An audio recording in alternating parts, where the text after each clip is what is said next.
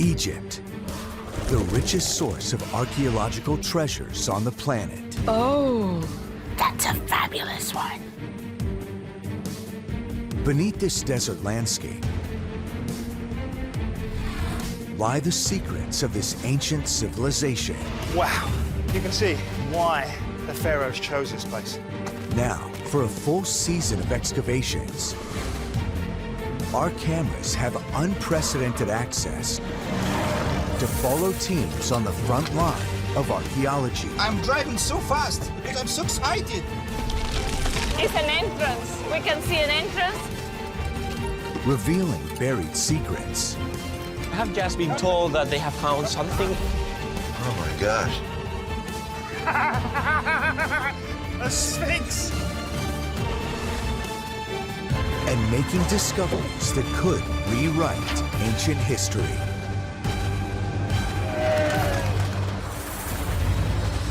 This time, Egyptologists are in search of the secrets of the afterlife. Alejandro's team discovers a 4,000-year-old sealed burial chamber. Oh my God. Bingo. John and Colleen decode an ancient guide to the underworld.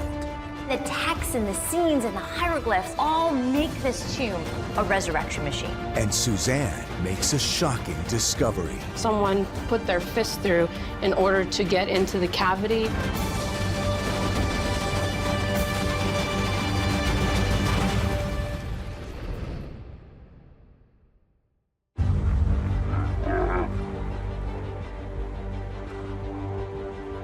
Ancient Egypt, one of the most sophisticated societies in history.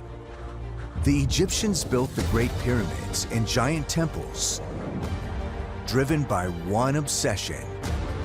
They dedicated their entire lives to preparing for death. For centuries, archaeologists have been trying to decode the rituals and techniques that the ancient Egyptians used to enter the afterlife.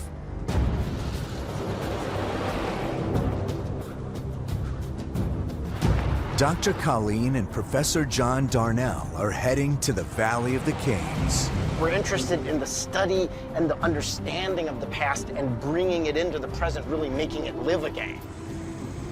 There is, as of yet, no real substitute for the field work.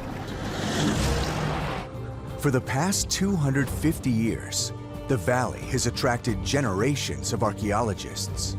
The 19th century was a prolific time. Archaeologists discovered over 40 tombs, each revealing more clues about the ancient Egyptian afterlife. The sky is so blue today. In 1817, one explorer uncovered something remarkable, the tomb of King Seti I.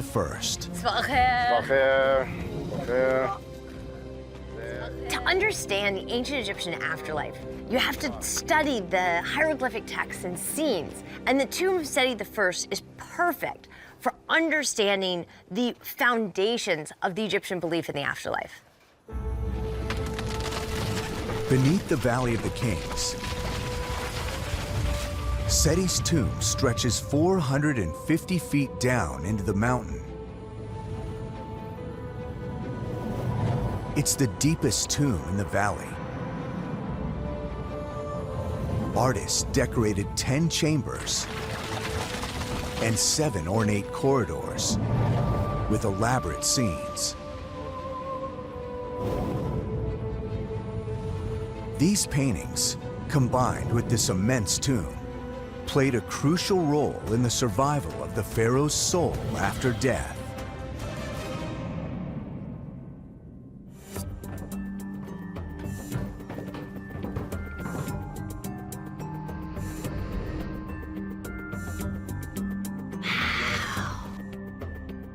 It's incredible to see how well preserved all the hieroglyphs are. The discovery of Seti's tomb was a turning point in Egyptology. At the time, experts were just learning to decode hieroglyphic text, and this tomb gave up a wealth of secrets. They found the structure of the tomb itself played a role in guiding the pharaoh down to the underworld. This descending passageway is probably one of the most important elements of the tomb. We have depicted on the walls a text that shows and describes the sloping passage down that will propel the dead into the other world. The tomb of Seti I is so deep in the cliffs, it perfectly mimics the architecture of the netherworld. Seti I reigned for 11 years, expanding his empire by crushing Middle Eastern and African rivals. He died unexpectedly in his 30s, but despite this, Seti's preparations for the afterlife were exceptional. He poured his wealth and power into building the most elaborate tomb in the valley, and quickly too. It's really important to keep in mind that this entire tomb was excavated, decorated, painted in 12 years. Scribes wrote entire books on these walls, instructions that would help Seti make it through the underworld. Calling this great god by the netherworldly gods. And that's exactly what we see depicted here. The sun, this great god, as they refer in the hieroglyphic text, being hauled by, and the hieroglyphs are even repeated here, the Duat-Tiyu, the netherworldly gods. The images on these walls reveal Seti I's map through the afterlife. The ancient Egyptians believed immortality could be achieved by following the sun god Ra, who was born in the east every day and died every night and entered the underworld. If Seti's soul could successfully navigate the treacherous underworld with the sun god, he too would be reborn again every morning in an eternal cycle. So, his tomb contained all the tools and detailed instructions for the perilous journey.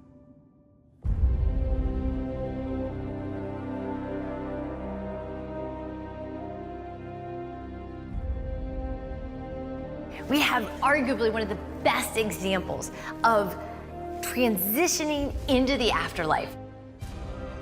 Hidden in the inscriptions, Colleen finds evidence that it's not only pharaohs who can make this journey into the netherworld. Here are people from northeast of Egypt, Nubians from the south, and Libyans from the west. Apparently, no matter where you came from, you could enjoy the same blessed afterlife as even the Pharaoh of Egypt. But to find out how Seti would transition into the afterlife, the Darnells will need to decode the inscriptions inside the burial chamber itself. 140 miles south of the Valley of the Kings in Aswan, a Spanish archaeological team is excavating another ancient necropolis. Kubet el Hawa was a burial site for elite members of society. These 4,500-year-old tombs offer vital clues into burial rituals and how the ancient Egyptians prepared for the afterlife. It's the team's 10th season working here. But Egyptologist Martina Bardanova is still getting used to the 5 a.m. starts. I go to bed about midnight or 1 a.m. and now I have to switch. It's other kind of jet lag, but the working jet lag. You are here because you love the job, so that's it. You wake up.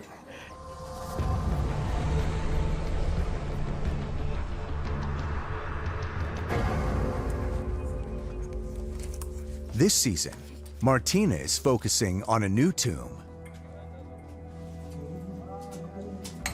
I'm doing a minor.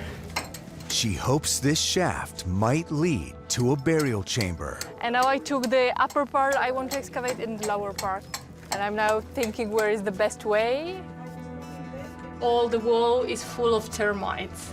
That's actually why I kept excavating here in the middle of the shaft. Termites are only found near a food source, usually wood. So these insects are a sign there may be something behind the rock wall.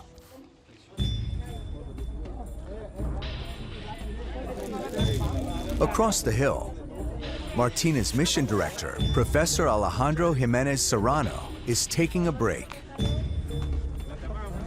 Probably is one of the best moments of the day.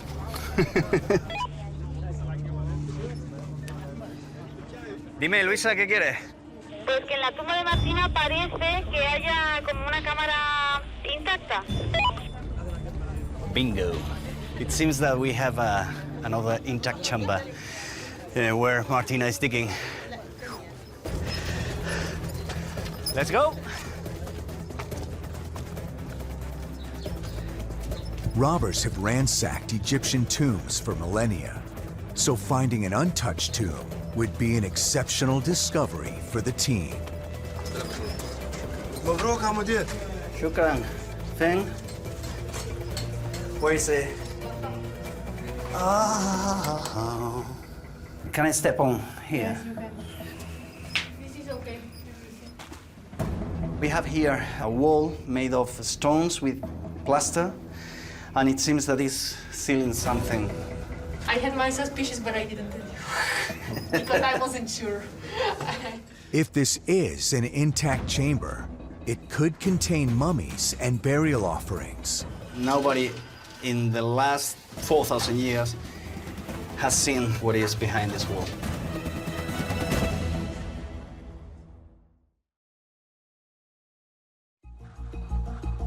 Alejandro now faces a challenge. He can't risk smashing open the wall to the burial chamber. There may be precious artifacts behind it.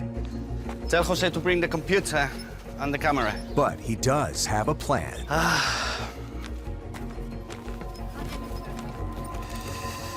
This big drill we used to inspect before opening any intact chamber, because we do not know what we are going to find. He thinks it's about 16 inches thick.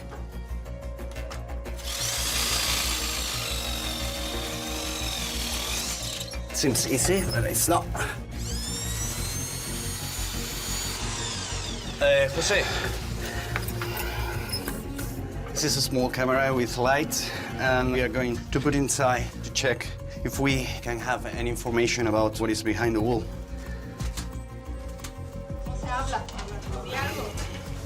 Sácalo lento. Wait. Debris. It's debris. There is no material, there is no pottery or... Looks like rather like a corridor. Yeah. I think that we have not reached the burial chamber. Most of the times the archaeology is frustrating because you do not find what you are expecting to find. But, well, it's part of the game. The real prize is to get to the burial chamber. We have to take out all this material and probably we will find another wall. So, we need to work a bit more. Yeah. Alejandro can't see how far this chamber extends. There could be tons more debris to remove.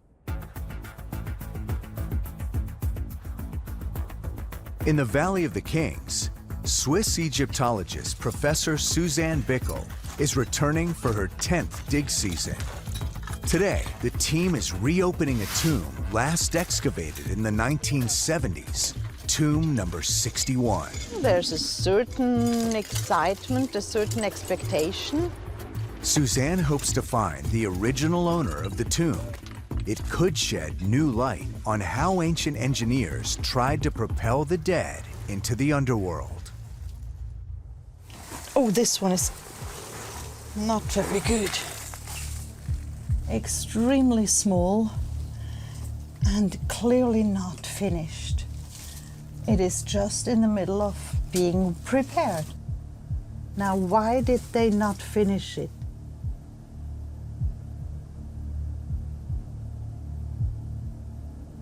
As long as you don't touch it, it doesn't move by its own. But, oops, so it does. I think getting out would be a good thing. The whole package will come down. It's really bad. The team must now try to make the tomb safe before they continue excavations. Professor Bickel has excavated 11 tombs across the valley. In the on-site lab, her team is documenting and analyzing their finds, including human remains. And that's great. That's a fabulous one. Professor Salima Ikram from the American University in Cairo is an expert in mummification. She's investigating how Egyptians prepared for the afterlife by performing this technique. There are certain things that we already know about mummification from different periods, but of course it's a learning process. 1, 2. Yeah. But see over here how this goes under? I think they wrapped the toes separately, and then they put a bigger piece of textile on it, and then they wrapped it together. Yeah. These body parts provide vital new evidence on how mummification techniques evolved over time. The embalmers didn't always stick to hard and fast rules, because sometimes things would be trendy for a while, they'd die out, then they'd come back. You would get different styles of mummification. The ancient Egyptians believed that after death, the soul needed to return to the body. But if the corpse decayed, it would become unrecognizable and the soul would be lost for eternity. So the embalmers mummified the elite of Egypt. They ritually washed the deceased, then removed internal organs and used bundles of salt to dry out the corpse. They removed the brain through the nose, but they left the heart in place, where they believed the soul would live on. Finally, they wrapped the mummy in linen and coated it in resins to ensure its features would remain recognizable for eternity. So this is an excellent example of mummification, where you can see that this leg looks, like a living fat leg. And that's because they made cuts into the flesh and then stuffed it. They were making a statue of yourself. So after you're dead and you're being disembodied, you're all hollow-cheeked and sunken, and this gives you your full body back and make you in a more permanent and more statue-like, better way.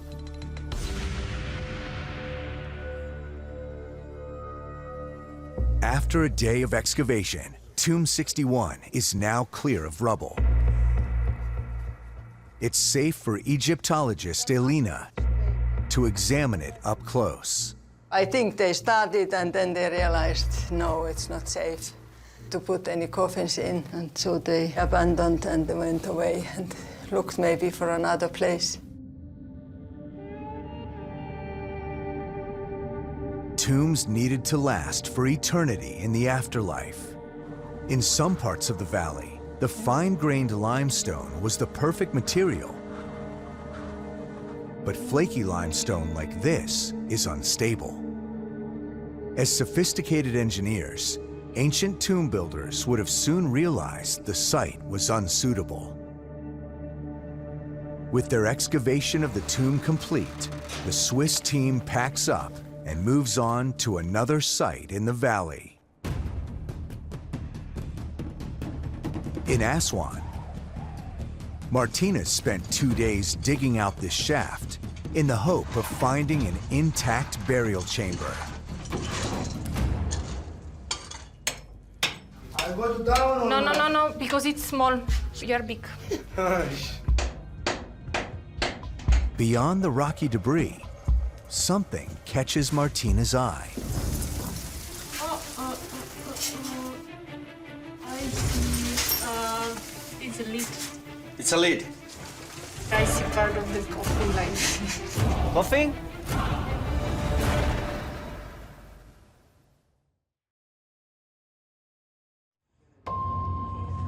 What Martina first thought was a corridor is actually the burial chamber. It looks nice, but the debris is over the coffin. But I can't touch, it's too far to touch. It's a terracotta coffin, and the biggest stone is not the stone, it's the lid of the coffin. Something like 1 meter long, 50 centi wide, and the guy would be in the fetal position. Or it was a child.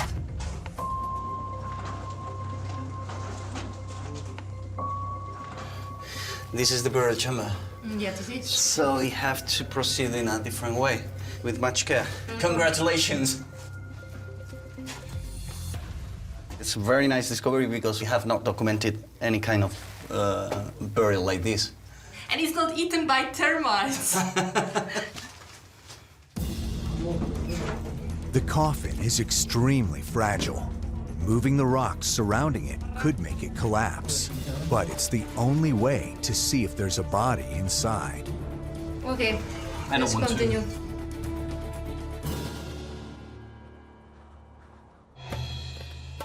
North of Kubet el Hawa is the necropolis of Kurna. It dates from 1500 BC. There are over 300 tombs here, the resting place of high-ranking ancient Egyptian officials. Egyptologist Laurent Beauvais has been excavating this tomb for the last 8 years. At the bottom of a 60-foot deep shaft, he's made a remarkable discovery. A rare document called a papyrus, vital for the deceased in the underworld. Some of the fragments of this papyrus have been found in the room here. Other fragments have been found along the wall in the first room. The papyrus set next to the body of the deceased in the coffin. The tomb is now empty, and Laurent is piecing together the fragments so he can analyze this mysterious text. We have here one of the most interesting and exciting discoveries, a papyrus that is actually a Book of the Dead. The Book of the Dead is an ancient travel guide through the underworld. This is the document that is placed in the coffin next to the mummy to be ready for use. A bit like a GPS for a car, it will lead you through the way to your destination. The images in this 3,500-year-old Book of the Dead depict crucial spells. These help the deceased pass tests and challenges on their journey through the underworld. In life, ancient Egyptians could buy chapters of the book to make up their own personal copies. There were workshops producing books of the dead, and then leaving in the column of text, they were leaving a blank where the person would complete his name. This example is written for a woman, the title and name, Renena, mentioned here, which in itself is very exceptional. She must have had a very important role in this family. You never know what you will discover, and this makes the thrill of the work here in the field. For Laurent, the most exciting phase is just beginning as his team prepares to analyze the text and publish their findings. In Aswan, at a cemetery for the rich and powerful, Martina is preparing to open her newly discovered coffin. For now, I will take this and I will see. We put the part of the coffin on the floor and so on. We don't want to crack or whatever. But first, Martina has to get to the tomb. A Saharan sandstorm is blowing in from the south. These can last up to 5 days. We have very nice sandstorm outside. We cannot work outside, but we have what we have. We'll do what we can. The wind speed is picking up, so Martina makes the call to leave now. The way there is going to be worse because we are going against the sand, so be prepared, guys. It's going to be very ugly.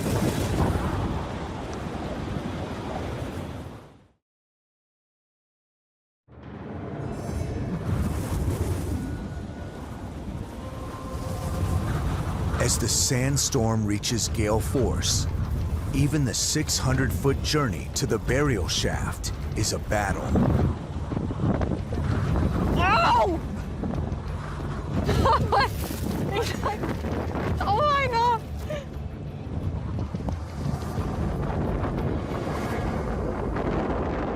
We are in a very risky moment because we have to extract the human remains and we want to continue.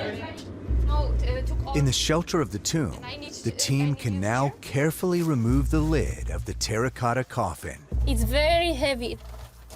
Oh my God. Careful, eh? Shwaya, shwaya, careful. This is the first time anyone has seen inside the coffin for 4,000 years. Careful. Oh my God. It looks like a scary movie. If this mummy is moving, I'm going as fast as you can, you know? Very ugly mummy. Well, it's not mummy. It looks that it was simply put, but not well bandaged. The terracotta coffin contains no mummy, but a skeleton shrouded in black material.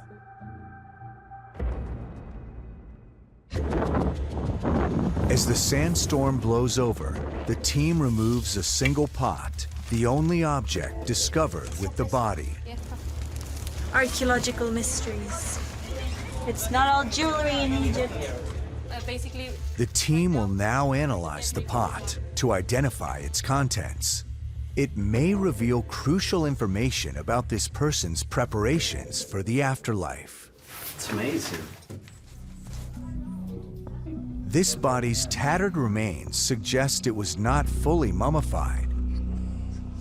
So why, in this necropolis for the rich and powerful, is there such a modest burial? Now the research begins. I'm excited to have time to look for this answer.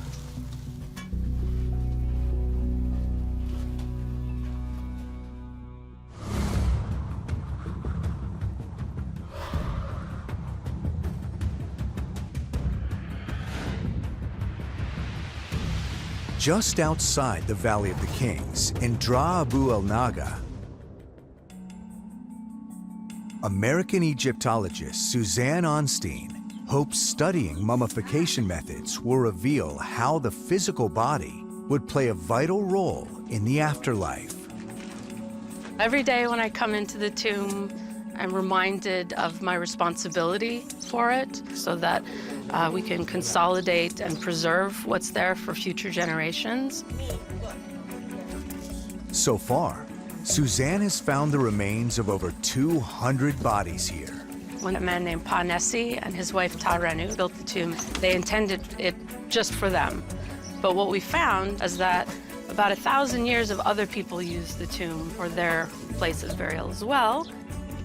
Suzanne spots something remarkable in the body parts.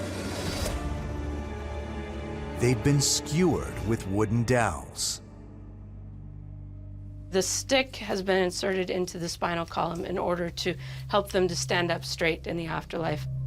Arthritis would have been a problem, so the afterlife, they wanted to be free of that, and this is how they addressed that situation. Shukran.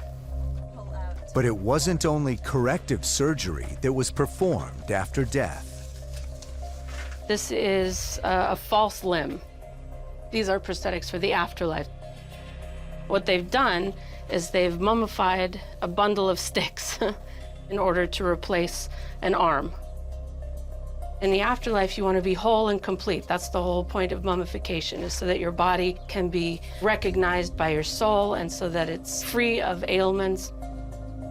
This is a really good example of how far they're willing to take this practice. Perhaps this person had a congenital birth defect and was missing an arm, but for the afterlife, he has one.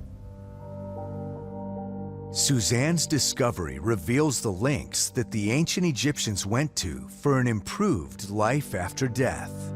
You know that the embalmer talked to the family, and the family said, you know, Dad had some really bad arthritis. Could we do something to help him out in the afterlife? They're taking care of their loved ones.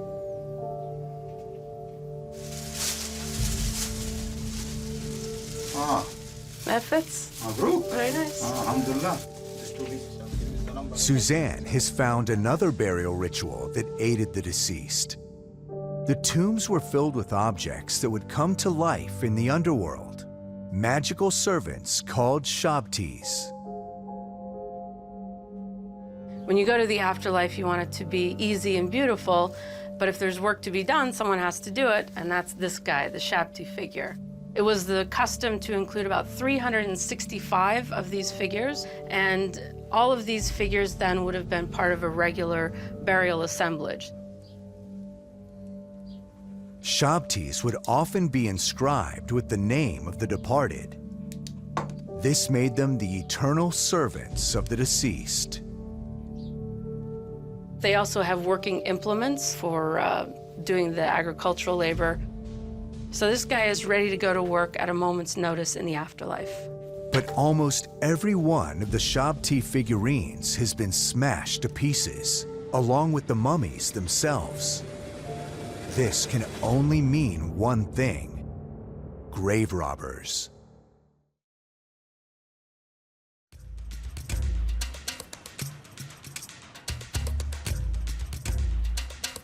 In Aswan, Martina is investigating the burial of an unknown ancient Egyptian. The grave is small and unadorned, highly unusual for burials on this site. Ya, vale, ya. She's hoping a forensic analysis of the skeleton will reveal more information. Se deshacen completamente. Escala la vamos a... So right now the work taking off the bandages, registering what's there. Martina. Yeah? Es una mujer. She's a woman. Can you tell me the age? Yes, I'm not sure, but more than 70. Wow. The average age or life expectancy was about 25. And because furthermore, many women died during the childbirth. When you have someone who is over 70, I don't want to say surprised, but it's nice to know, and it's nice to get finally someone who was really old.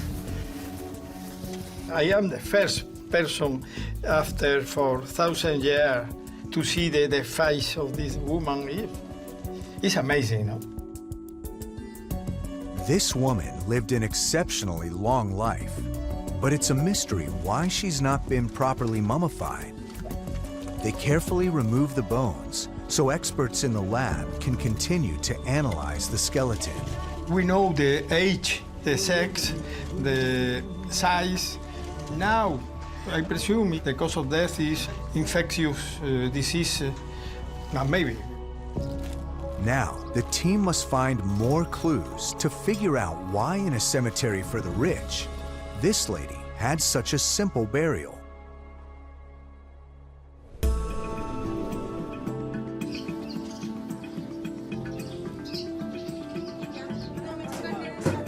Back at base, it's a rare opportunity to relax. For Alejandro, it's a chance to call home. Hola.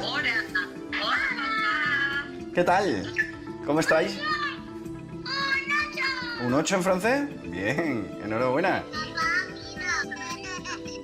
Each year, Alejandro spends 4 months away from home. You miss home. Obviously, I have the privilege to work in something that many millions would like to work, and I'm not going to complain, but at the same time, it's hard. I miss the birth of my eldest daughter, and this is something that my wife will not forgive me, and I will not forgive myself. Alex.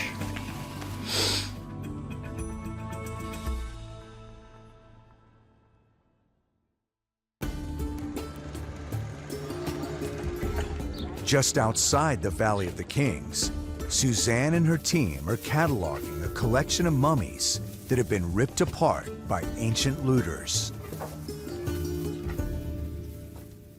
There would have been probably up to 200 individuals who were buried here in coffins and very nicely laid out and cared for by their families.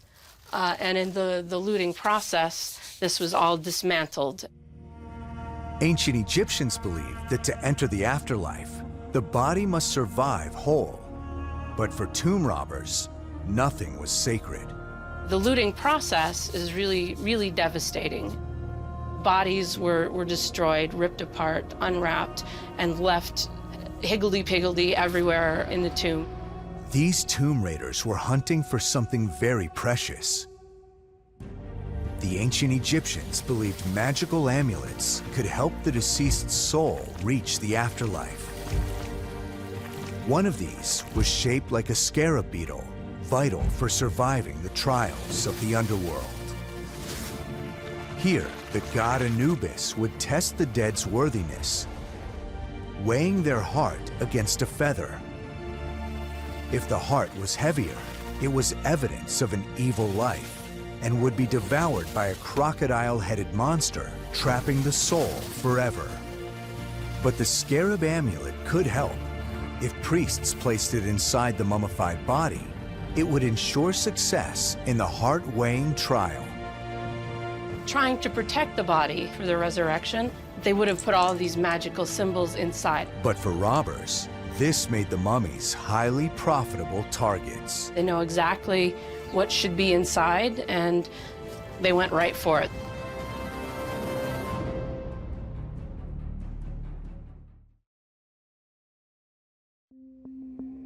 Suzanne has evidence of an especially gruesome looting attack. This individual demonstrates the looting process in a very personal way. And you could see it's the torso of an individual just with part of the leg attached. There's no bandages left on him. This jagged side is where someone put their fist through in order to get into the cavity and take out any amulets. This poor soul may no longer have protection in the afterlife. But for Suzanne, the looting has created a unique opportunity. While it's devastating, the amount of information that we can get from bodies that are already unwrapped is far greater than if they are wrapped, because it allows us to have a really good chance at visual examination. Her remarkable discovery of corrective surgery after death and mummified prosthetic limbs is one of the biggest of its kind. It reveals new levels of obsession with living a better life after death.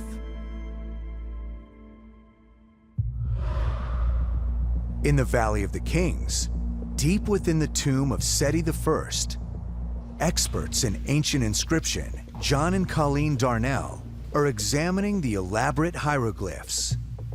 They want to find out how Pharaoh Seti planned to reach the afterlife. This is a great text here. Each text plays a specific role on the journey. Hut her imiu sabechet ten sejum sen ha'a'apen. Yeah, that's great. Yeah. Then those who are in this gate scream when they hear the door slam shut. They found one of the most important texts for safe passage through the netherworld, called the Book of Gates. This is one of the gates in the Book of Gates, and this shows something of how Egyptian religious texts really often work. Absolutely crucial for literally navigating the netherworld. The images of the afterlife texts revealed just how treacherous Seti's voyage through the underworld could be. The journey was split into 12 gates, representing the 12 hours of the night. Each held a challenge the dead must overcome. The pharaoh's soul used spells and passwords inscribed on the walls to continue his journey. Without the right guidance, Seti's soul could be cast into a sea of fire to endure an eternity of torment.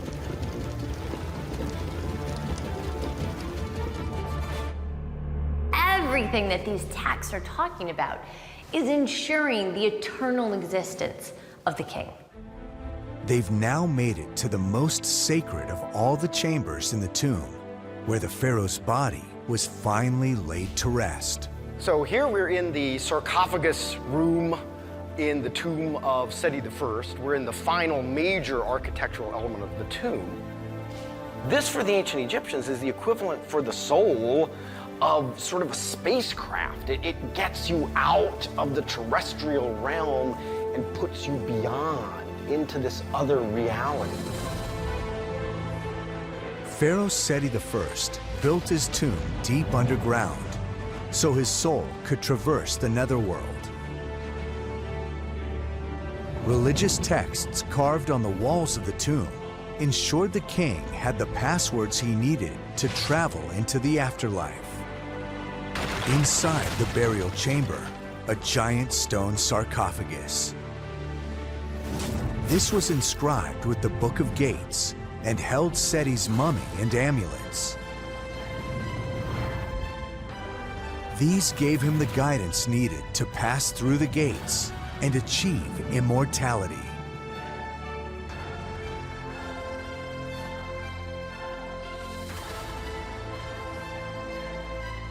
For the Egyptians, you have to know all of this information, but then you have to use it. You have to say the spells. You don't just read the book, you enact it. And you don't just have the amulet, you use it in the right way to get the dead king into the afterlife. And the texts and the scenes and the hieroglyphs all make this tomb a resurrection machine. The ancient Egyptians would love the fact that modern people were so interested in what they did and what they thought. They really believed that the memory of the dead, thinking about the dead, would improve the future existence of the soul. As a pharaoh, Egyptians spared no expense to grant Seti safe passage to the afterlife. But even ordinary Egyptians made sure they were prepared. In Aswan, Martina and the team have finished analyzing the contents of the pot discovered with the elderly lady. We found little stone chips and fragmented insects, and that's all. The insect remains indicate it could have contained food as an offering to the deceased. The offerings were usually placed near the head. It can provide the deceased with the liquid for its use in the afterlife. The remains of bone and fabric show this person was only partially mummified. Alejandro has a theory about why, in a graveyard for the rich, there was such a modest burial. Royal tombs and the Valley of the Kings that are fully decorated with rich, great goods. But the absence in this burial seems to indicate that this person did not belong to a high position in the society. She might be a person who worked for important people. Perhaps her position was to continue assisting those people after the death. This elderly lady may have been a servant or a nurse for one of the powerful families buried here. We are working to understand the past. The discovery of the intact chamber is always a moment to remember. But now we have to study all the material that we have, and this is exciting, at least for me. Rich or poor, ancient Egyptians did everything they could to prepare for the afterlife. The relics, rituals, and remains they left behind are now giving archaeologists an insight into this extraordinary society, unraveling the mysteries of the afterlife to this day.